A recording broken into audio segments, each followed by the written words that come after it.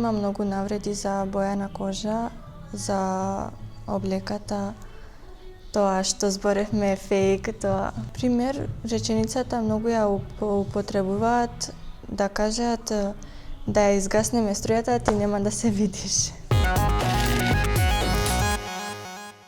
Им кажувам дека не е добро така, дека се повредува тоа, ама тие секако не разбират.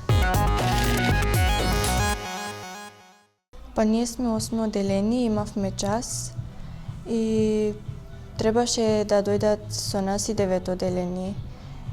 И едно дете од нашето одделение закаснило и дојде втори час. Зашто тој малце живее подалеку со автобус и кога влезе натре, тоа детето од 9 одделение сакаше да се закача со него и тој кога влезе натре почна да го навредува, демек зошто закаснува, како се облекол, па му кажа многу спиеш, зашто дојде сега, подобрич да не дојдеше, види како се облече, не ти личи. Па да не се плаша, нека пријавуваат, бидејќи ќе биде подобро, нема да биде полошо. Зошто знам дека тие мислат дека ќе биде полошо.